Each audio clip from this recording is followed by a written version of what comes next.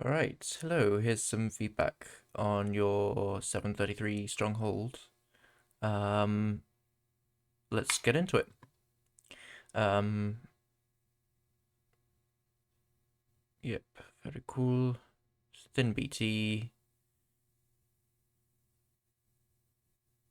I suppose you could make an argument that you potentially could have picked up on the fact that it's this chunk sooner than you did, but you know, that's easier to see, way easier to see when you're looking back on a run than when you're actually in the world playing the run. You're there, you have a little bit of trouble finding the 9-9. Um, it happens. Yes. At some point during this overworld, you say something along the lines of, um, my mechanics are too bad for overworlds like these. Objectively untrue. You have great mechanics. Um, but there's just too many times when you stutter and you just don't, um, think of things. Make a iron hoe there. That's a little, that was a mechanical error, but that's like the only actual mechanical error. It's more sort of like, um, your split second decision making, and your focus, which is difficult to maintain in overworlds because you know actually, most of the time when you're just resetting, um, you're just relaxing, waiting for good worlds to come along, and it's hard to just like kick it into gear when a good world does come along. Um, Breaking that one stone block's unnecessary. I think a better way to do this portal is place the blocks, on the left up here. Don't place anything over here. It won't spill out over the lava. You're fine. The water will just sit here. And then you do that thing where you place one lava on the right here. It will get that. The two lava up and over up here. Get the lava down here. And then uh, like you place the final lava up here and just pick up the water, place it up there briefly, and then you can light.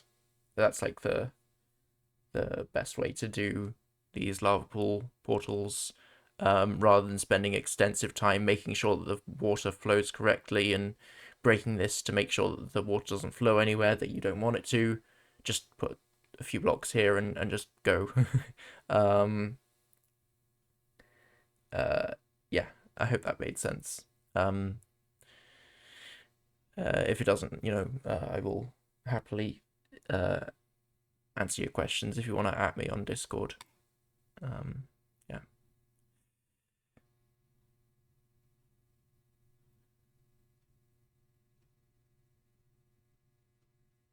I do like that thing of that you do there, where you like, as the water's draining, you do these final two blocks. That is quite nice. But I think it is still better to do it the way that I suggested because it means you don't have to bother placing extra blocks to make sure that the water flows correctly.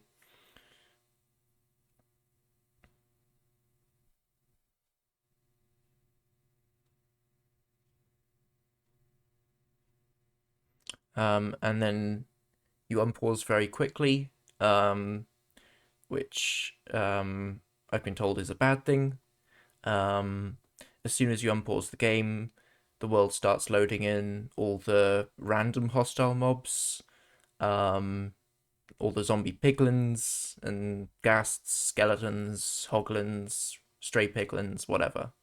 Um, so if you've only loaded 5 chunks, that means that there's a 10 by 10 chunk area currently loaded where the game will try and spawn in all the hostile mobs. And if there's a bastion in that 10 by 10 area, there's a high chance that stray zombie piglins will spawn in the bastion and they can potentially mess up your route. But if you let a lot more load, you let 10 chunks of distance load, you got a 20 by 20 area for mobs to spawn in, there's a lower chance zombie piglins will spawn there. Um, so, it's not foolproof, but you want to give yourself, the best odds of not having any part of your run messed up by stray mobs. So if you just wait a bit longer in that, initial, world pause while you're waiting for everything to load in the nether. It's not going to cost you any in-game time. It's a dimension load. You're not going to get screwed on retime over that.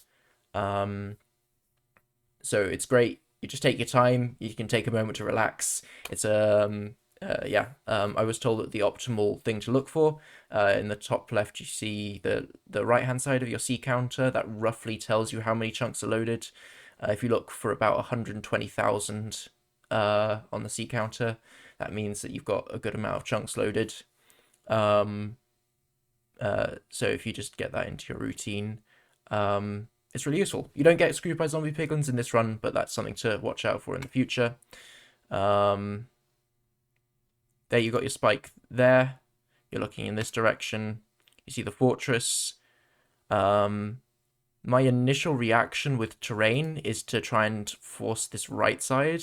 But I think what you do is actually better than that. The thing is, like, I'm looking... Okay. Actually, what you can see that I didn't see on a first watch is you can see the chalice very clearly and you know exactly where you're heading. Yeah, no, sorry. I'm going to take that point back.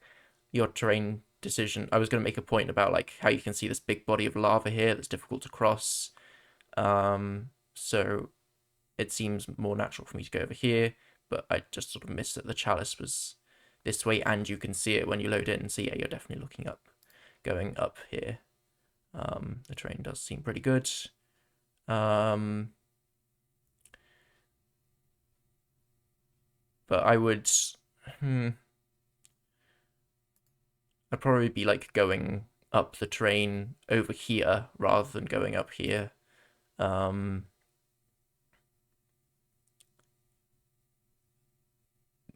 Approaching it this way seems a little bit awkward, whereas if you're just heading up here, like just flat against this wall, it would probably be a little bit faster, because when you're doing that, you're pillaring up and then you're like building over a little bit. If you slip up at any point, you're gonna fall. So under nerves of it being a good world, you're taking it more cautiously. Where if you're going up here, you can just go without worry. So I think that would have actually been a little bit faster just to go up that face, rather than going to the side and building up. I think you're probably hoping to find a better way through the terrain over here, but you don't really. You still have to go up this section either way.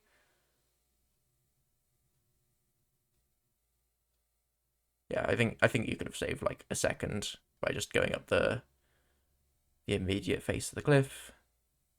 Okay, into the bastion. Complaining a lot about it being a bridge. It is. It's unfortunate. Either way, it's still a good world.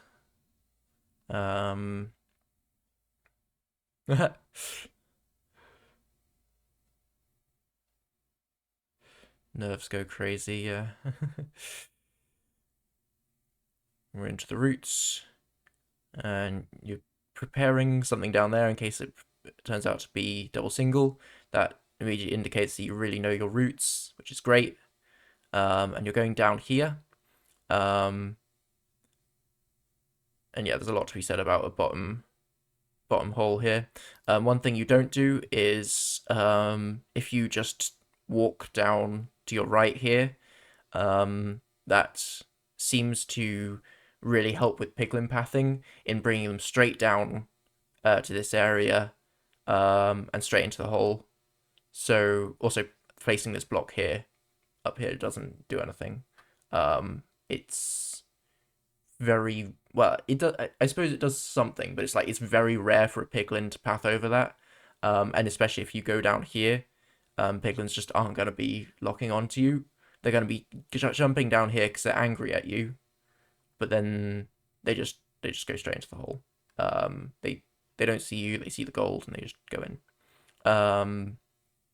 So I think turn it to hard and then dip down there, wait a little second. You can use F5 to just like look at what's happening up here. You can see when the last piglin drops in, and then you jump back up, turn to easy, break this block to get out and go.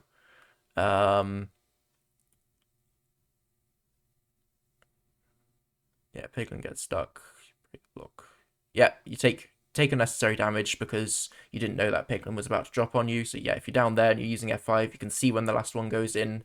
Problem solved. Yeah. Um, I think this is a matter of personal preference at the end of the day, but I think the most optimal way to use your offhand is to not have food in your offhand until you hit the fort, when you actually can fully use food being in the offhand. Um, because the thing that having it in the offhand is helpful with is when you're killing blazes in between axe hits while the axe is recharging, you can be eating your food. However, when you're in the bastion, you're going to be doing a lot of chest looting. It's really useful to have your offhand free because you can do the SSG chest looting, which is a little bit faster by using your F key, double tap F and double tap, holding shift FF and click click, and it goes in. Um, uh, I don't know if you can tell, but I'm not very good at SSG looting. And also with armor, it's really useful because you can just you loot the chest except for the armor. You grab one piece of armor and just like press F, and it goes into your offhand. You leave the chest and you just click it straight on. It's a much cleaner process if you have your offhand free for looting chests.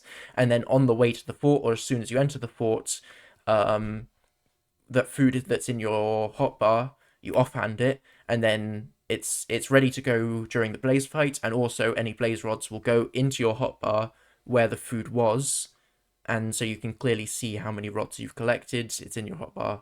I think, like personal preference, it's what I like to do. You might not like it, fair enough, and it's not the end of the world, but I think it's a really nice way of doing things. Um,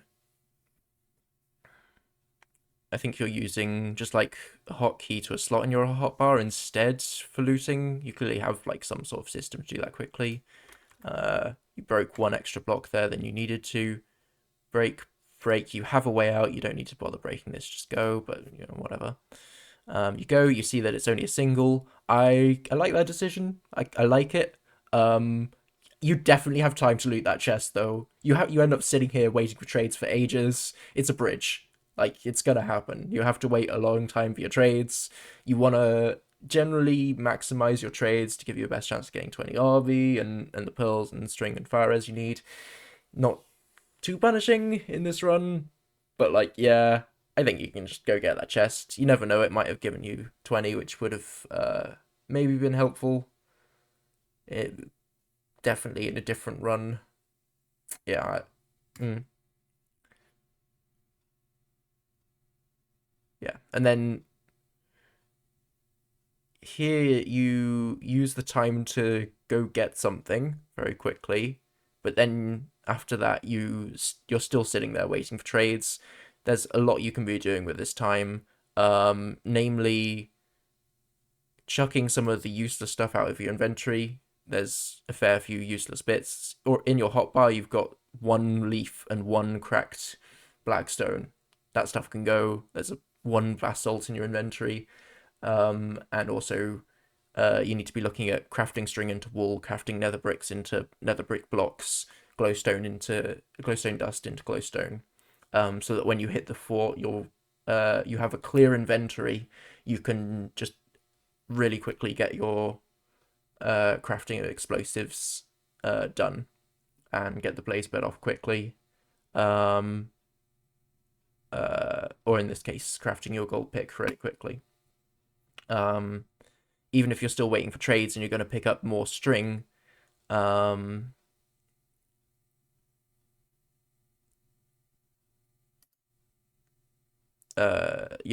still having most of it crafted already is going to be helpful for getting the blaze bed off quickly when you enter the fort.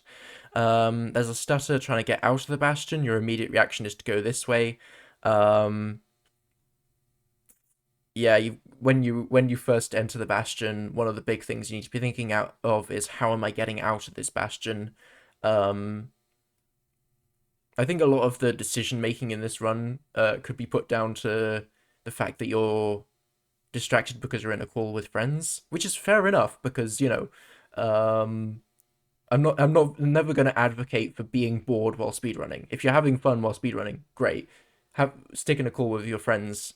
But when you get these good worlds, you need to, um, as best you can, stop talking and really lock in. Um, a good way to remember things is to say them out loud. As you're approaching the bastion, you're looking at, how am I going to get out of here? Okay, terrain is open at the chalice, direct to the fort.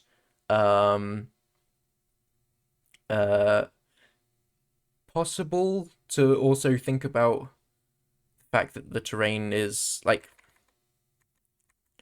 uh not easy. Let's go back to here before you enter the bastion and you're doing all of this. Uh, it If you really are good at thinking ahead, you can see that yeah, the terrain is completely open to this right rampart. So as you're approaching this bastion, you should be thinking about your exit points down here or over here. So then when you get to this point, when you actually have to leave the bastion, um, there's no need to even stop to think. Um, you save those seconds, you just pearl down there and you just go. Or if you don't think of this, which is fair enough, um, you immediately head to the bridge and you have one or two pearls into the fort. And that's also a very quick way out. Um, so yeah, that's something to think about. Thinking ahead, making verbal notes, say it out loud, to yourself so that it gets really locked into your brain. Um, about stuff like where am I going to leave this bastion? What are the things that I need to remember? Um, yeah, sorting some things along the way to the fort is good. Um, I'd say as soon as you're here throwing this pearl, drop to 6 RD, and do basically as you're running along this bridge towards the blaze spawner, you want to be hitting like a small dynamic RD, and then when you get to the end of the bridge, chuck a pearl back to your portal. Uh, Even if it's a bad fort for dynamic RD, I'd say always do it just because you want to give yourself a chance to get one or two strays along the way to the spawner. Um, because those one or two strays will make all the difference. In getting your rods in time, it might have allowed you to get 6 rods rather than 5, and then this run would have been completable. Um, so yeah, before you even send that pearl 6 RD, you've got Warp Forest right there, so you are probably going to get some strays. And along here, you can be checking how many mobs you have. You'll probably have 70 on the M. Lower it once, run a bit more, see it, watch it lower it again to 4, then wait for and by the time you reach here, you'll have loaded a lot more mobs. Hopefully, some of those will be blazes in the fortress, and from there you can send the pearl back to your portal. You've got plenty of clear space to do that properly, and then you lower to 2 RD, um, uh, and look for the blaze spawner. It won't work all the time, but it might, and that might will make all the difference in future runs. I completely understand the decision not to blaze beds, leaving the possibility of 0 open. Is it a good decision? Hard to say. I mean, you've already got 3 rods, so like if these 3 guys drop, then yeah, that would really justify that decision. I would say, yeah.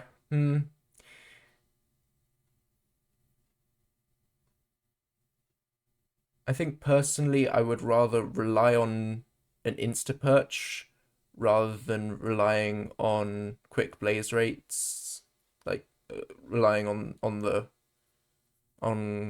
quick blaze spawning. Um, I don't know. Uh, open for debate. um, Anyways, you're out. I, by the way, love the decision to leave on 5. Um, when you're going, if you take these risks one day, it's going to pay off and it's going to be amazing. Um, Kind of sucks that it doesn't work out in this case. Um, but hey, it's how it goes. Um, it's also it's great awareness and great stuff to be able to just think of that. You're surrounded by water. It would cost you 0 time just to lose the lava and replace it with some water, which is great to have in the situation of a 0. This terrain, could you make the case for going this way instead of that way? Is there any way you could have seen that in the run? Yeah, I don't know. I think this way would have potentially been faster. Maybe? I don't know. This makes logical sense. Going this way. I don't know. It's kind of tough that the terrain is just not fully there. Um, I mean, you take some sort of like risky pearls, I guess, which is good for getting to quartz quickly. Um, Potentially you could have taken more time to line up your pearls. There is one particular pearl that I think should have been more carefully lined up, like absolutely. Unnecessary damage from that magma cube, avoid that. Um, the less damage you take, the more damage you take, the more food you have to eat, the less health you have left, so the fewer pearls you can throw to get to quartz quickly. I think that damage was very easily avoidable. You're obviously nervous, it's fine. It happens. Um, but yeah, okay. We throw pearl into lava. We're constantly updating the distance. We see it's 72 blocks away. A good pearl, a good sprint jumped pearl, gets you 75 blocks, roughly. So my initial thought is uh, use the gravel that you have to stack up, get on top of the lava, line up your pearl carefully, and get this one um, as good as it can be, and that will give you a high chance of just like nailing your chords. So I think this pearl you should have taken that extra second on just to line it up properly, and that would have saved you time. Um,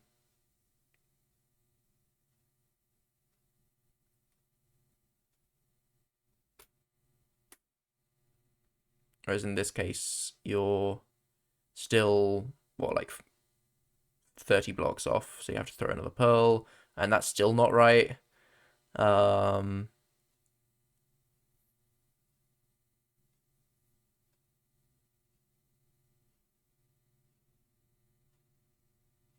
that was a good little bit of decision though, just seeing that one basalt like right built portal there. That's basically on chords, and you nail it. Um, yeah.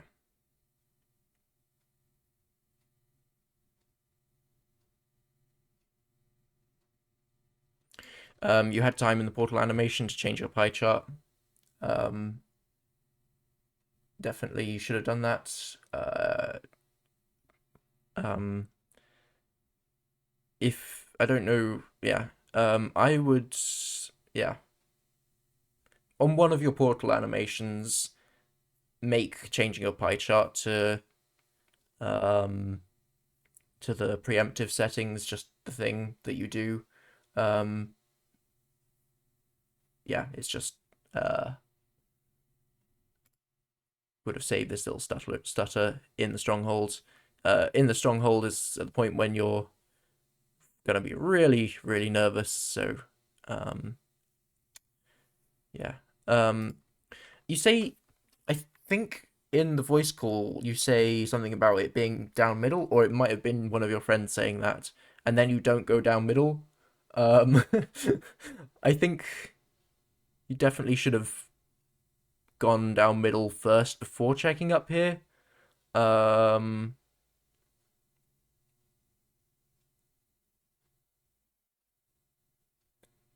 you make a correct decision to just um, immediately turn. Oh, sorry, did not mean to click on that. Um, like as soon as you see it turning away from middle, you immediately go back. Which yes, good decision making. Um, I think you could have nailed this preemptive without having to double back. Um, it happens. um, so overall, I've been very obviously I've been very mean. I've been very nitpicky this run. I've it's split second decision making. You're not going to get it right 100% of the time. And I've been tearing you to shreds. Um, but to be clear, this is an amazing run. You should be very proud. Um, and it is just little details in the overworld. Your mechanics are amazing. Um, but when faced with a good overworld, you weren't quite able to lock it in. You accidentally made it deny and hoe. When you were making your boat, you could have very easily just added the two wood down here, double clicked, and you have boat and pressure plates. Um, it's just a little bit of it mechanically good, but uh a little bit of sloppy execution. It's fine. It happens. Don't worry about it. But um yeah. um Portal builds. I think there's a more optimal way to do that. Said um yeah, the minor thing of terrain decision making of going up here instead of going round. And as you're heading to the bastion or any bastion, as you're heading to it, look for your escape route. Um, use overlap the time while you're waiting for trades a bit better. Dip down here to encourage piglin um, pathfinding better. There's two instances of unnecessary damage. One is as you're going out this hole, you get hit by a pig, and also later on getting hit by a magma cube. In an ideal situation, you want to end up in the portal room with still one piece of food and full health. So you can just zero cycle. Um, yeah, you want to avoid those unnecessary damages, and try, even though you're thinking of home portaling, still try and get in um, a sneaky mini dynamic RD. See if you can encourage any strays to spawn. Um, uh, in any fortress, at least an attempted dynamic RD, I think is the correct play. I like the decision to leave on 5 and line up your pearls just a little bit better. Just take that one half a second extra on some of your pearls to really nail it going to quartz. And easy for me to say because I'm looking at this retrospectively when I already know what the answer is, but go straight down mid in here. Um, yeah, that's all. Congrats. And I hope you found this helpful. You can at me in your feedback channels if you would like any extra clarifications, or if you just want to tell me that I'm an idiot and you hate me. That's fine. It's at mouseypc, all lowercase. All right.